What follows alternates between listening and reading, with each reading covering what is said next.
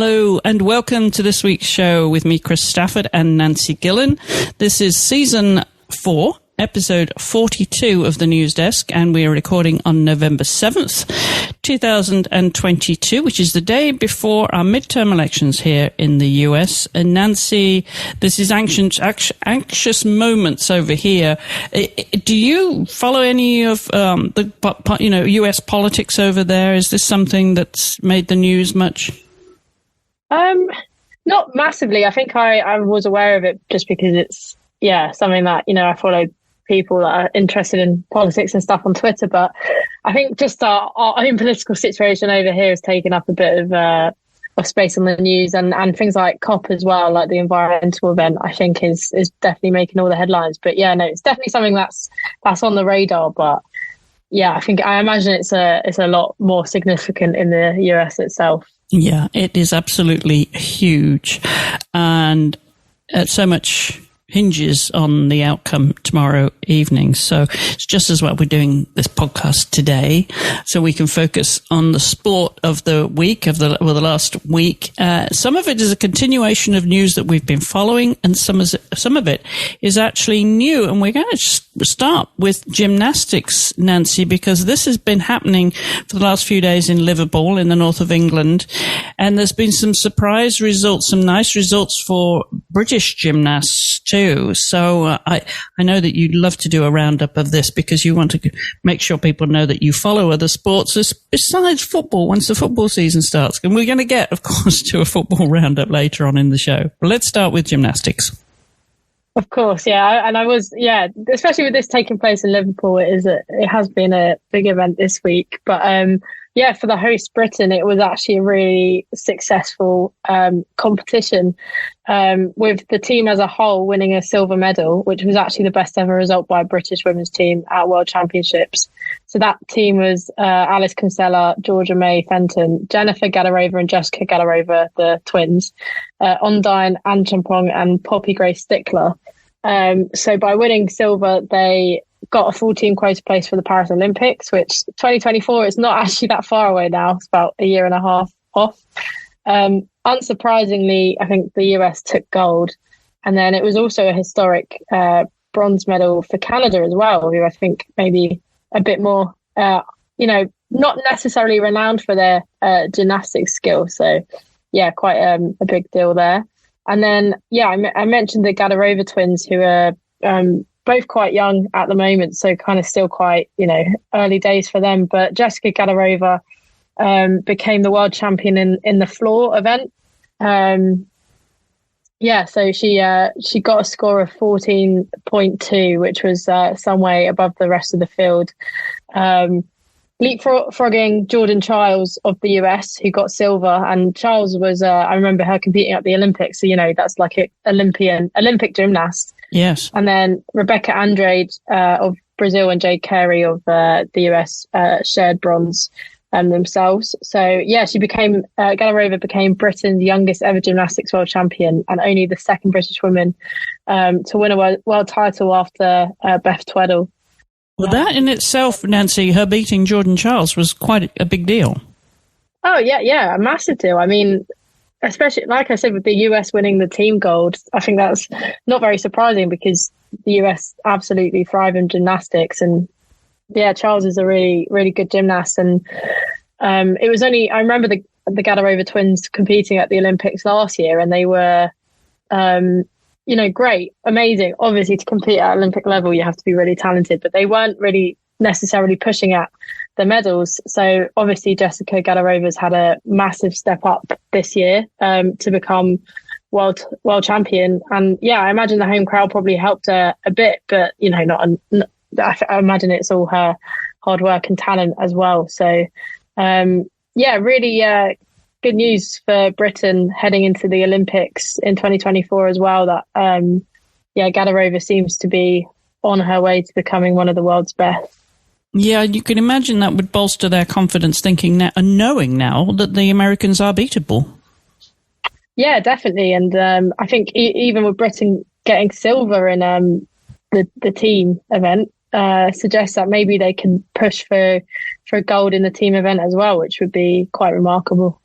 Yeah, that's very, very exciting. And that all finished yesterday, didn't it, this weekend in Liverpool?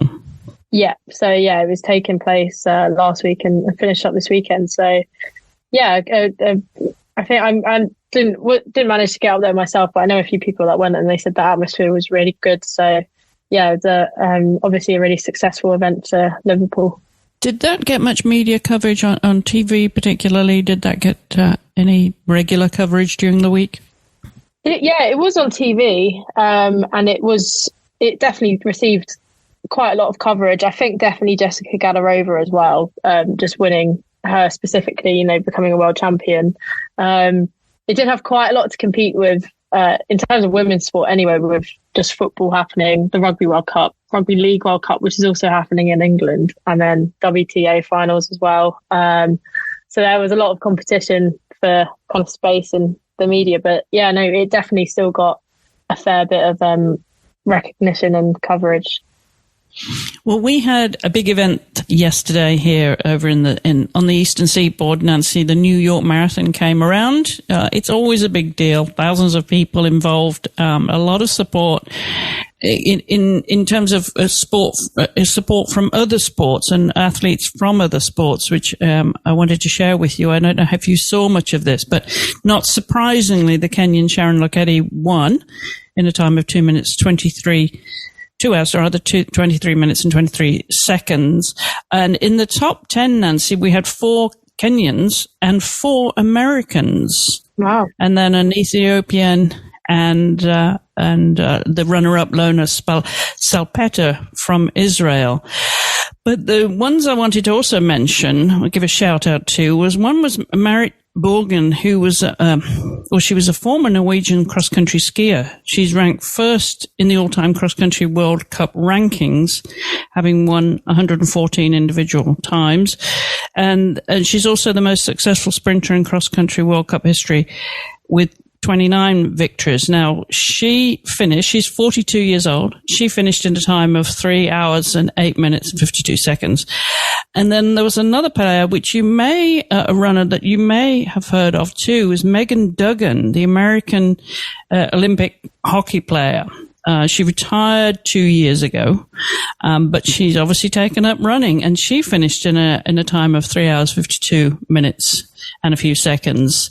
So, you get more and more of these athletes coming from other sports, Nancy, that have a go at a marathon, that are from professional sport too. So that's always fun, isn't it? Yeah, I think it's quite cool to see the times of these other athletes as well, and see how you might measure up to them. Obviously, all sports need different. Running stamina is not the key skill for their sport. So, it might be possible that you could run a marathon at the same time as like an Olympian or something, which is quite cool.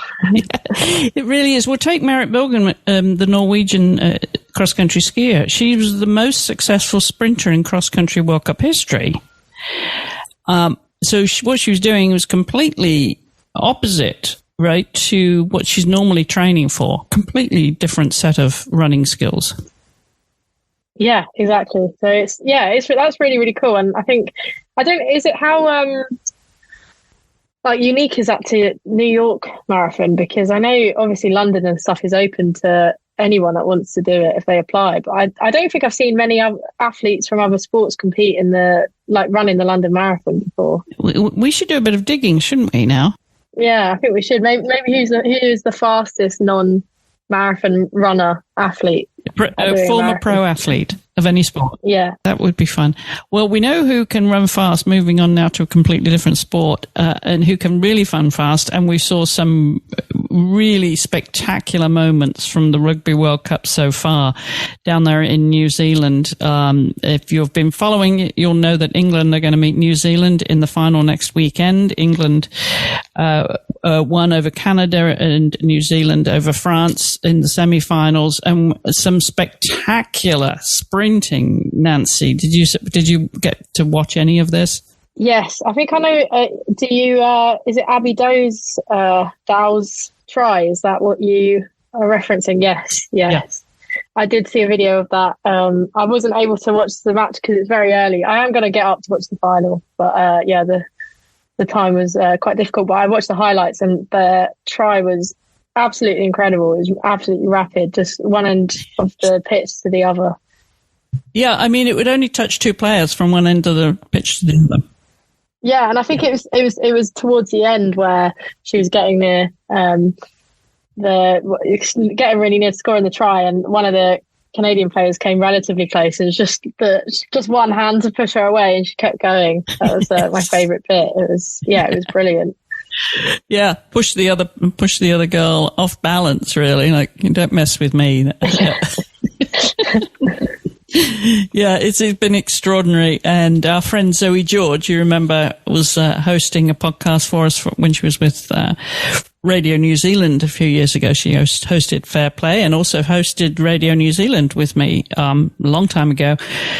She's, of course, a keen sports follower, keen cricketer and rugby player, and she has been up to Auckland from Wellington. She's gone up there for those semi-finals, and she's also going to the finals.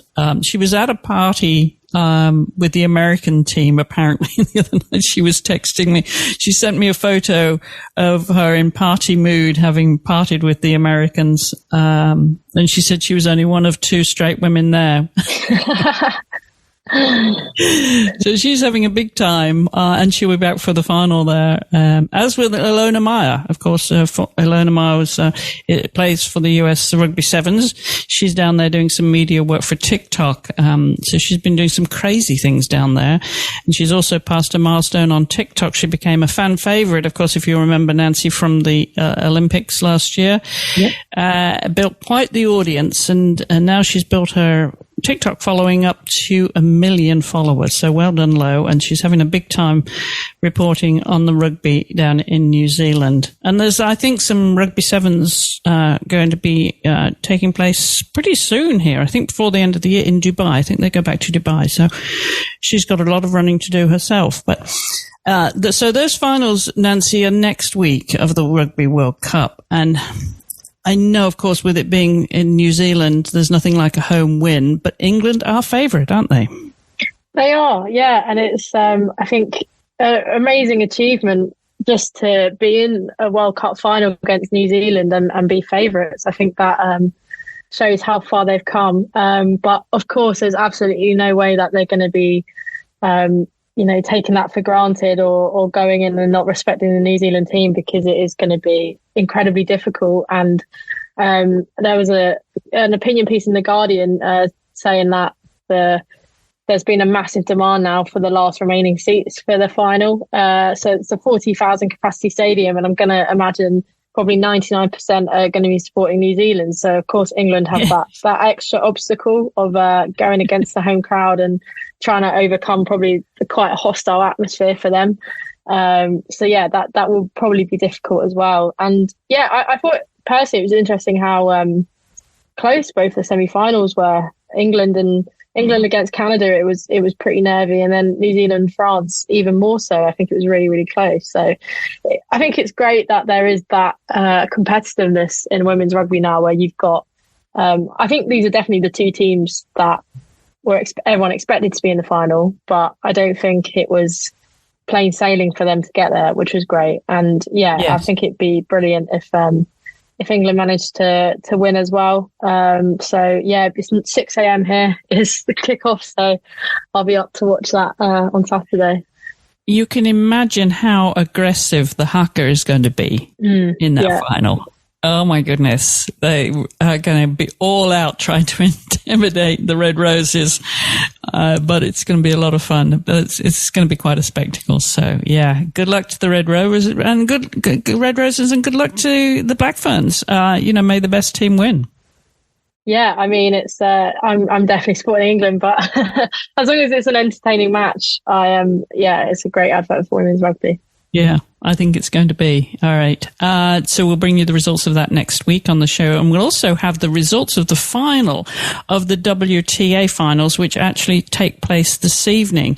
And that's going to be between Sabalenka and Garcia. Caroline Garcia, well done getting to the final there. But it was a ding-dong of semi-finals there.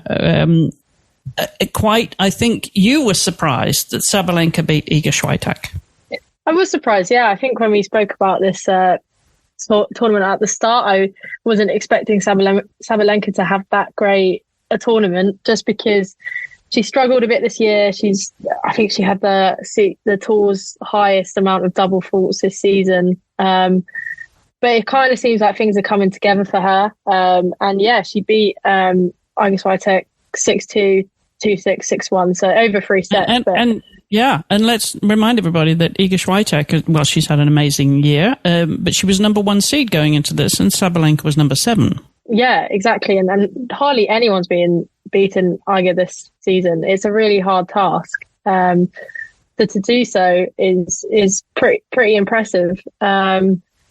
And yeah, we'll go into that final against Garcia, who beat Maria Sakkari 6-3, 6-2. So a bit more of a comfortable victory there. So yeah, I think if you'd asked me to predict the 2 finalists, I would not have gone with Sabalenka and Garcia. But obviously, actually, you know what? Garcia's had a good season and had a lot of upsets against bigger names. But yeah, I was quite surprised about Sabalenka. And it suggests that if she can kind of, I know we've got a bit of a break before Australian Open in January, but potentially this could lead into a really, really good year for her, and finally kind of things coming together for Sabalenka. Yes. Yeah, because she's got tremendous reach. She's very tall and got tremendous reach. And you know, to come up against Swiatek when she hasn't had the kind of season that Swiatek has had, a really, really, really exciting semi-final there, and well done to Sabalenka. But I think the final is going to be interesting. Who's your money on then now? Because Garcia's had cracking form this year too. Yeah, I'd like to see Garcia win it. You know, I do really like Sabalenka, but I think Garcia's she's performed really well against some big players in tournaments, including Grand Slams, but hasn't necessarily kind of got the reward for that. So I think it'd be quite nice to see her win the WTA Finals. She did seem to have a much easier semi-final as well. Only 2 pretty comfortable sets against Maria Sakkari, compared to Sabalenka going 3 sets against Swiatek. So yeah, I'm going to back Garcia, I think. Okay. I think I'm with you. Although Sabalenka must be on some really good form, and she's obviously going to be fired up having beat Iga. I've seen the pictures of her, like so overwhelmed by winning and beating her that, that's going to really fire her up. It's going to be super exciting. That happens tonight, the final in Fort Worth in Texas. So follow that. If you're a tennis fan, I'm sure you're already following every blow by blow of that game, and also, of course, it's the doubles final as well tonight. So we'll have more of that next week. That's really going to be a roundup of tennis for us for this season, as you said, Nancy. Before we get into the Australian Open, when we get into January, that seems a long way off, but I'm sure it's not.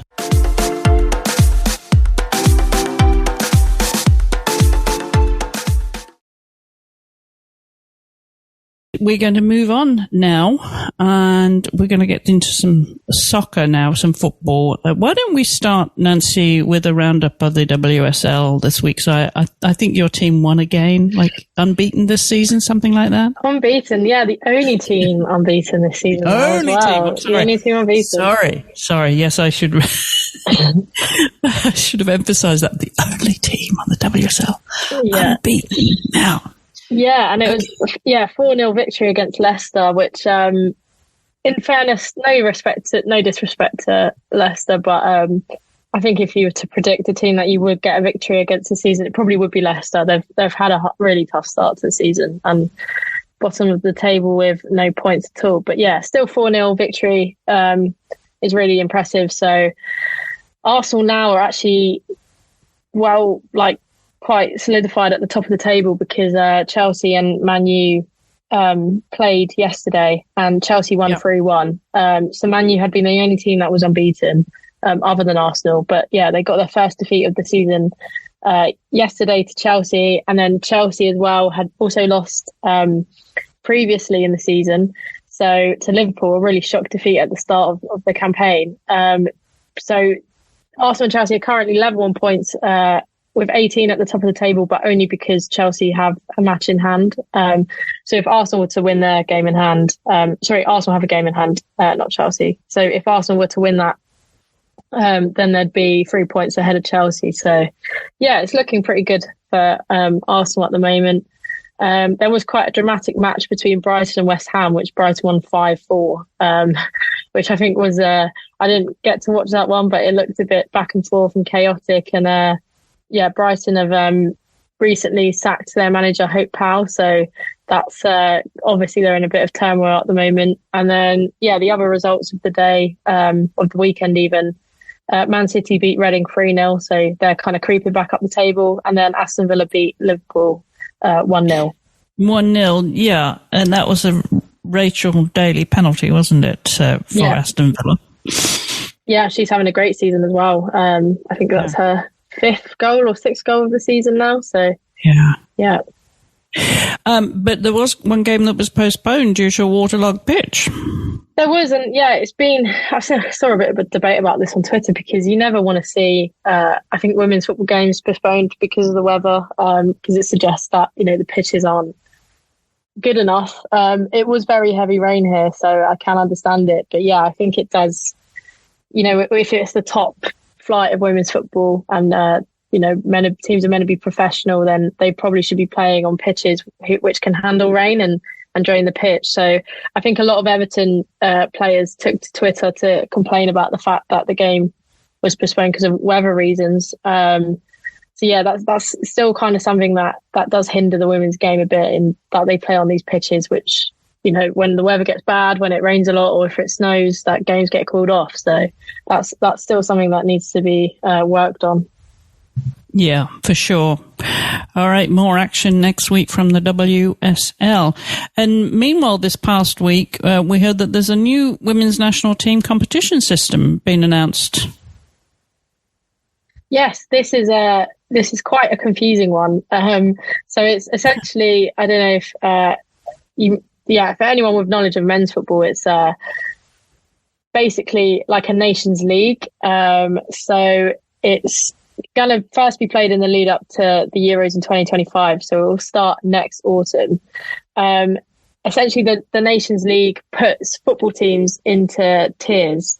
So I think for the women's game, it will be 3 tiers. So every team will play in groups of 4 or 3 in each tier, depending on how good they are or their world ranking. So England, just to take for instance, will be in the top tier because European champions, one of the best teams in the world, and then they'll play other teams which are of the same caliber essentially, and then within these tiers there's opportunity for promotion or relegation, or obviously if you're in the top tier you can play a Nations League final and kind of win the Nations League as such. And it'll just be kind of played in a group round robin format, so everyone's got home and away. Every 4 years, it will determine the 3 European teams that qualify for the Olympics. So previously, this had been based on the on the World Cup, and I think there was a bit of controversy there because if a team has a bad tournament and doesn't, do well in the World Cup, with a lot of other European teams also competing, then it means big teams miss out on the Olympics. So, for instance, Tokyo, we didn't have France or Germany, who are arguably 2 of the best teams. So I think this will just allow the best teams to be competing at the Olympics. And then also, it will also, the final ranking, this is quite lengthy, at the end of the European qualifiers, which is established by the Nations League, that will also then lead to qualifications for the Euros and the Women's World Cup as well. So essentially it tries to make women's football more competitive because the teams that you're playing will be more of your kind of caliber, I suppose. So there's not going to be any more 12-0 against Latvia and stuff like that. Latvia will be playing the teams that will help them improve, and they will have the opportunity, if they do improve, to be promoted into a higher tier. And then it also makes games and matches more competitive for the best teams like England and France and Germany and so on. So yeah, I think it's something that people definitely have been calling out for. But it also will result in more international football, which, yeah, with the calendar kind of being already quite busy and stuff like injuries and so on, it's maybe might congest the schedule up a bit more. But I think ultimately it is a good thing if it makes women's football more competitive. Yeah, it does that, right? So, the swings and roundabouts, isn't it? It is adding to the international schedule, as you mentioned. And we've got a World Cup to look forward to next year. And, of course, part of that preparation is to have some matches against some of the best countries in the world, that's for sure. And this is important that they're friendlies, so it doesn't count to anything, but it's really good match practice. And we've got both sides of the Atlantic. We've got Germany in this week on the 10th and the 13th. We're playing 2 games. And over there, you've got 2 also against Japan. We've mentioned this before, against Japan and against Norway. So on the 11th, day after us. And then the 2 days after ours. So November. So if you're paying attention, US will play Germany on November the 10th. The Lionesses, the England, will play Japan on November 11th.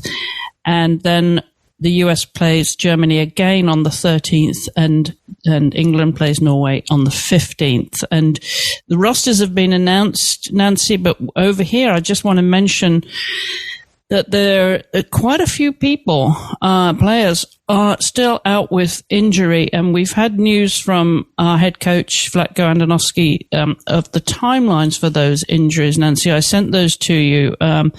It just reminds us how many players are out. So it's looking like a comeback in January for Tiana Davidson, Emily Sonnet, Kelly O'Hara, Lynn Williams, and Casey Kruger.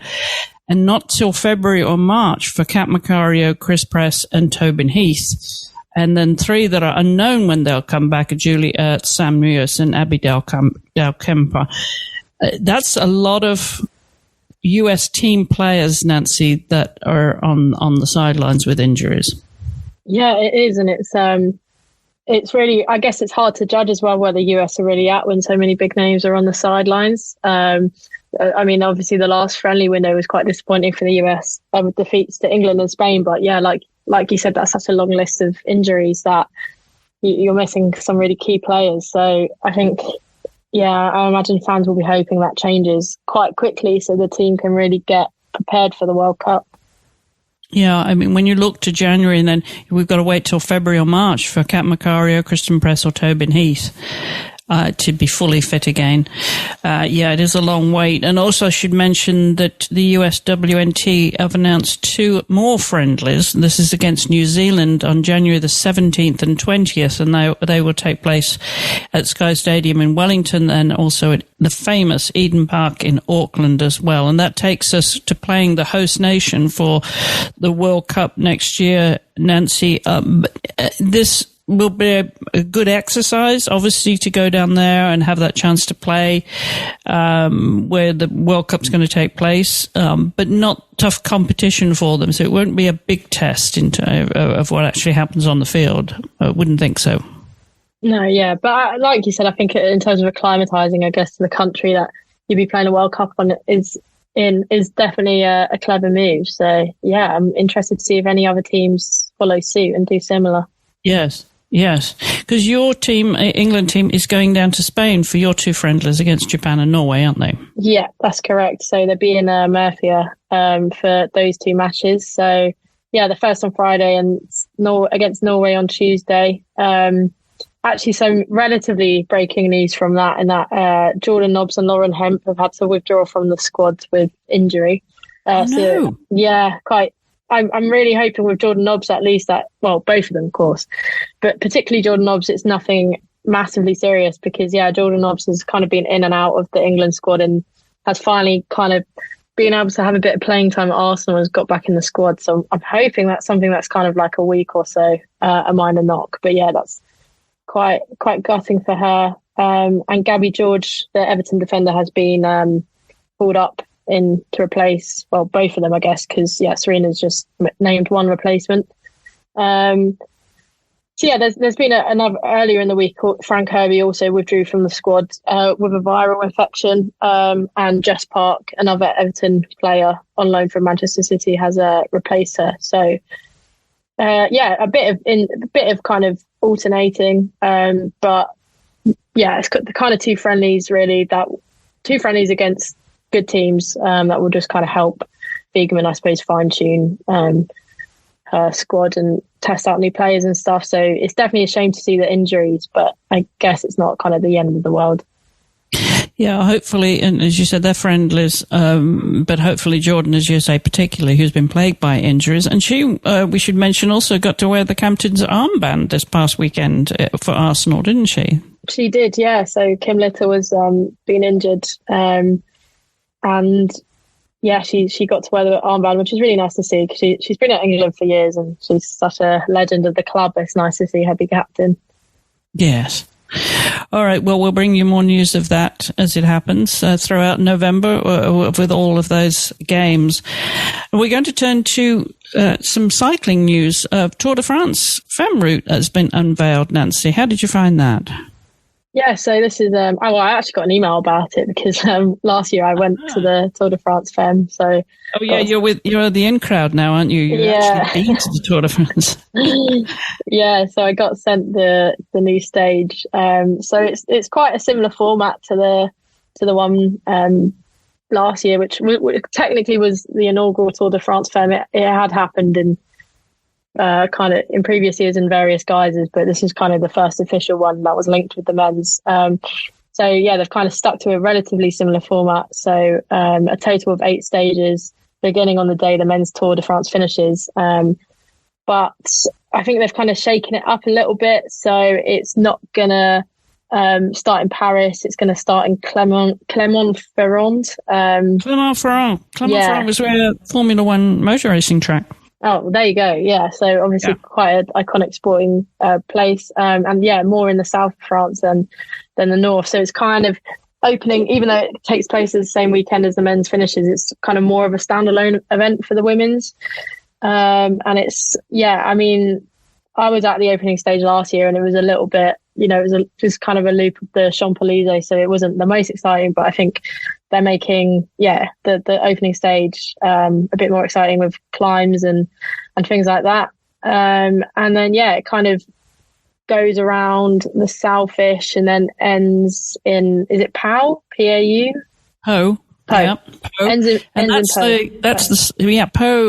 in the southwest of France. That's also the site of another major sports event. It's Nancy. I can tell you that hosts it used to be 4-star, now a 5-star 3-day event. Sport of eventing. Oh, well, there you go. Yeah. So they've obviously picked the last one of the season in Europe. Yeah. Another big sporting venue. The iconic places, obviously. Yeah. Yeah. That's interesting, isn't it? They've tied them, motor racing to equestrian sport. Yeah. Good. All right. Well, thank you for that, Nancy. We're going to finish this week with Skiing World Cup news and non-news, really, because more races have been cancelled. The parallel from Lech Suez in Austria, that's been cancelled. And that adds to Solden, you'll remember in Austria, which is normally the start of the season, that has been rescheduled because that had to be cancelled through lack of snow. And that's now going to take place on December 27th in Semmering, also in Austria. And that also hosts giant slalom on the 28th and slalom on the 29th. And the last time, and this is a shout out for Michaela Schifrin, the American skier, because she's going to come out all guns blazing this year for sure, especially with the delayed start. The last time that Semmering staged those 3 races in 3 days was in 2016, and she won all of them. So I'm sure she's looking forward to that now. Everything's focused on Semmering. But meanwhile, in November, we've got Levi in Finland for a slalom. That's the 19th, 20th weekend. And then they all come over here to Killington in Vermont, near Vermont. In Vermont, sorry. That's on the 26th and 27th of November. And that's just going to be a giant slalom before they then go up to Canada, to Lake Louise. This is a traditional loop. They go up there for the downhill. That's the first downhill of the season, and a Super G. And that's going to be November 29th and December 4th before they go back to Europe. They go to France, and on the season goes. But I say all this, Nancy, because the season has just not got off to the usual start because there's no snow. A lack of snow, can't ski without snow, can we? No, and yeah, it's definitely a negative of the warmer autumn we're having. But yeah, I mean, over here it's got a lot colder, so you'd hope in the rest of Europe that it would start getting cold enough to produce some snow. And I don't know what the snow's been like up in Vermont. I need to call up our friend Peggy Shin, who lives up there. She lives near Killington, to see what the snow is like, if there indeed has been any snow yet. Because right now, I can tell you, here in Middlebow, Virginia, on November 7th, it is 76 degrees, Nancy. I am going to get out on my bike after we finish recording, because it's extraordinarily warm. And that is going to change. It's all going to change, and we're going to get to more seasonal weather. But yeah, you talk about the warm weather and lack of snow in Europe. We've really got the same problem here. So it'll be interesting to see how the season kicks off. We're going to find out what's happening up in Killington and if we've got enough snow for that later this month. But that about wraps it up, I think, doesn't it? Yeah, it does. Another, action-packed week, really. A lot of finals to look forward to this week as well, with rugby and tennis. Rugby and tennis, yeah. What else are you following? Well, you know what?